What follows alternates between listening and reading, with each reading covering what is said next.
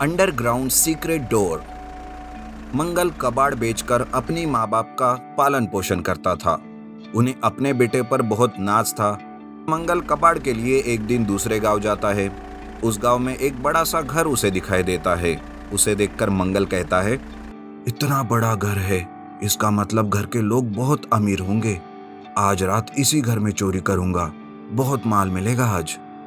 जी हाँ, मंगल दिन भर कबाड़ का काम करता था और गांव-गांव से अमीर घर को वो अच्छे से देख लेता था और रात के समय उन्हीं घरों में जाकर वो चोरी करता था। दिन भर भोला भाला बनकर मंगल गांव में घूमता था, इसलिए उस पर किसी का शक भी नहीं होता था। उस रात भी उस बड़े घर में चोरी करने के लिए मंगल जाने की सोचता है। तब उसे एकदम से माँ की बात याद आती है और वो सोचने लगता है, अरे माँ के लिए आज तो मांस बनाना है, लेकिन कैसे? गांव से घर जाना, मांस पकाना बहुत समय चला जाएगा। लगता है आज मुझे मेरे अंडरग्राउंड सीक्रेट घर में ही मांस पकाना होगा ताकि मेरे दोनों काम सही से हो जाए। मंगल का सीक्रेट घर गांव के बाहर था, जहां वो चोरी किया हुआ सारा माल छुपा कर रखता था और वहां कोई भी नहीं जा सकता था। जमीन के अंदर जाने के लिए उसने एक सुरंग बनाई थी और उसका दरवाजा एक झाड़ी से बना हुआ था।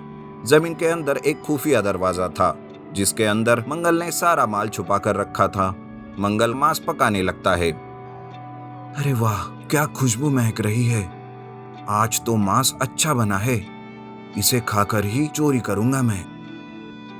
मंगल मांस को पका रहा था और दूसरी तरफ गांव के सुदेश नाम के एक लड़के के पीछे एक सांड पड़ा हुआ था, जिस वजह से वो खुद को बचाने के लिए गांव के बाहर भागते हुए जा रहा था। वो खुद को बचाने के लिए जोर जोर से चिल्ला रहा था, अरे अरे कोई तो बचाओ, अरे कोई तो बचाओ इस सांड से, अरे कहाँ गए गांव वालों, बचाओ, आज तो ये लाल कपड़े पहनना ही नहीं चाहिए था, अरे मर गया रे। इस तरह सुदेश चिल्लाते हुए भागते भागते सुरंग की जगह पर पहुंचता है। उसकी वजह से सुरंग का झाड़ियों का दरवाजा टूट जाता है और वो सीधा फिसल कर अंडरग्राउंड में गिरता है। उस अजीब सी जगह को देखकर सुदेश बहुत चौंक जाता है। अंडरग्राउंड में वो इधर उधर देखता है तो उसे एक दरवाजा दिखाई देता है, जहां से मांस की महक आ रही थी। तब वो सोचता है, अरे ये क्या, इस सीक्रेट दरवाजे के पीछे कोई तो मांस पका रहा है। चलो सांड से बचकर इस अंडरग्राउंड में मांस तो खाने मिलेगा। नहीं नहीं, अगर अंदर डाकू होंगे तो मुझे संभाल कर जाना होगा। ऐसा सोचकर सुदेश संभाल कर दरवाजा खोलकर अंदर चला जाता है। तब वो बहुत सारे पैसे और सोने का सामान वहां देखता है और मंगल को भी मांस पकाते हुए देखता है।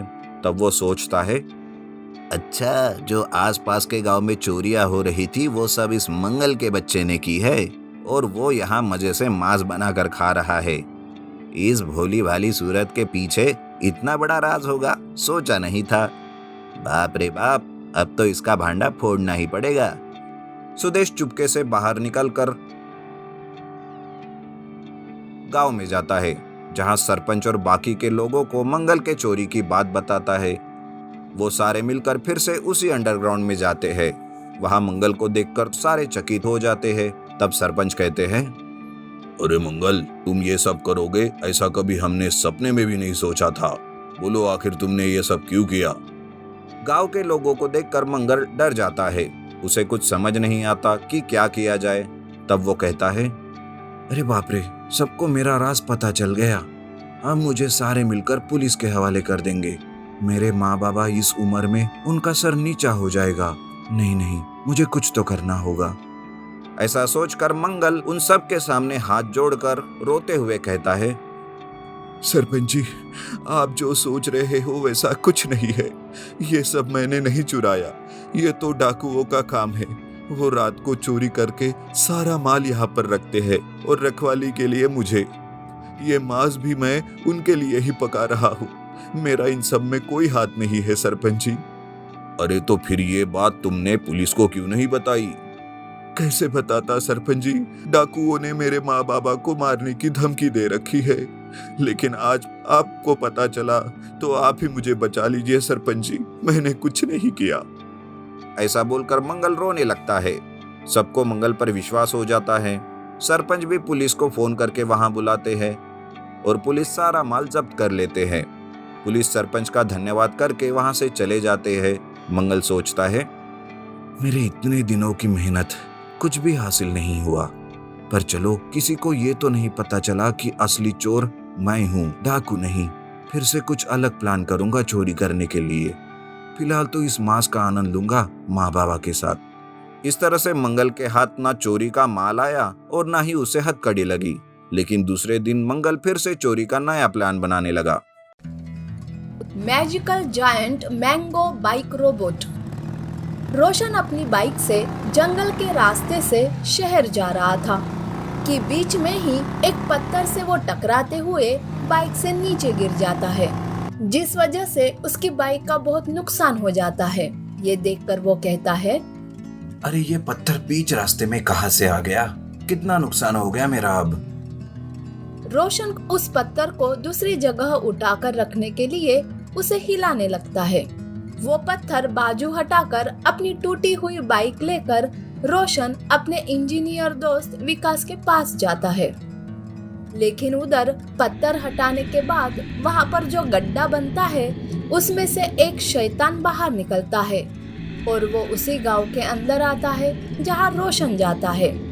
रोशन अपने दोस्त विकास के पास जाकर बाइक कैसे टूटी ये बताता है। तब विकास कहता है, ठीक है रोशन, तुम टेंशन मत लो। मैं तुम्हारे बाइक को पूरी तरह से अच्छे से रिपेयर करता हूँ और जब तुम इसे वापस लेने आओगे तब देखना तुम भी चौंक जाओगे। ऐसा कहकर विकास रोशन की बाइक को रिपेयर करने लगता है और उसमें नए फीचर्स डालकर उसे नया बाइक रोबोट बनाता है। दूसरे दिन जब रोशन अपनी बाइक लेने आता है तब विकास उसे उसकी रोबोट बाइक दिखाता है और उसे एक रोबोट को ऑपरेट करने वाला रिमोट भी देता है। ये देखकर रोशन कहता है, अरे वाह विकास, तूने तो सच में चमत्कार कर दिया। इस बाइक से तो मैं अब कुछ भी कर सकता हूँ। रोशन अपनी बाइक को लेकर घर चला जाता है। रात का समय होता है, सभी गांव वाले गहरी नींद में होते हैं कि तभी वो शैतानी साया रोशन के रोबोट बाइक में समा जाता है और बिना रिमोट के ही वो बाइक रोबोट में बदल जाती है और गांव में तबाही मचाने लगती है। तभी इस तबाही की आवाज सुनकर लोग जाग जाते हैं और देखते हैं कि रोशन की वो बाइक रोबोट घरों को तोड़ रही है। सारे लोग रोशन के घर जाते हैं और उसे आवाज देने लगते हैं। आवाज सुनकर रोशन बाहर आता है और कहता है, अरे क्या बात है, क्या तुम गाँव वालों को नींद नहीं आ रही है क्या? कम से कम मुझे तो सोने दो। ये बात सुनकर एक गाँव वाला कहता है, अरे बेवकूफ, जरा अपनी आंखें खोलो और देखो तुम्हारे रोबोट ने क्या तबाही मचा रखी है गांव में। ये बात सुनकर रोशन चौंक जाता है और अपने घर में बाइक को ढूंढने लगता है, लेकिन बाइक वहाँ पर नहीं रहती। तब वो घर के बाहर आकर देखता है तो गांव में तबाही मचा रही रोबोट बाइक उसी की रहती है। उसको यकीन हो जाता है कि गांव वाले सच कह रहे हैं और वो सोचता है, अरे लेकिन ऐसे कैसे? ये मेरी रोबोट बाइक बिना रिमोट के चल रही है। पूरे गांव में तबाही मचाने के बाद वो रोबोट बाइक जंगल के तरफ चली जाती है। दूसरे दिन वो अपने दोस्त विकास के पास फिर से जाता है और उसे सारी बात बताता है। तब उसके ध्यान में आता है और विकास कहता है, अरे लेकिन ऐसे कैसे हो सकता है? फिर भी ठीक है, चलो उस रोबोट के पीछे अभी निकलते हैं। ऐसा कहकर विकास और रोशन दोनों मिलकर जंगल अपनी रोबोट बाइक को ढूंढने निकलते हैं। बहुत देर हो जाती है पर फिर भी उन्हें रोबोट बाइक नहीं मिलती और वो थक कर एक जगह बैठ जाते हैं और सोचते रहते हैं कि आखिर वो रोबोट बाइक कहाँ गई। तभी वहाँ पर एक साधु बाबा आते हैं और उनसे कहते हैं, बेटा, तुम्हारी परेशानी का कारण इस जंगल का एक शैतानी साया है। वही तुम्हारे बाइक में समा गया है और तबाही मचा रहा है। ये बात सुनकर विकास उन्हें पूछता है, तो फिर बाबा आप ही बताइए, अब हम क्या करें? कैसे उस रोबोट बाइक को तबाही मचाने से रोके? बाबा उन्हें एक मैजिकल मैंगो देते हुए कहते हैं, ये लो बेटा, ये एक मैजिकल मैंगो है। तुम इस मैंगो का इस्तेमाल करके एक और रोबोट बाइक बनाओ और उस शैतानी साई को रोको। ये सुनकर विकास और रोशन उस मैजिकल मैंगो को लेकर घर चले जाते हैं और कुछ ही दिनों में एक रोबोट बाइक बनाकर उसमें उस मैंगो की मैजिकल शक्तियाँ डाल देते हैं, जिससे वो एक magical giant mango bike robot बन जाती है।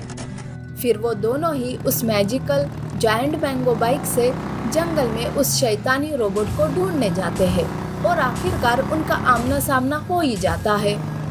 शैतानी रोबोट पहले तो उन पर वार करता है, जिस वजह से विकास और रोशन का मैजिकल जायंट मैंगो रोबोट नीचे गिर जाता है।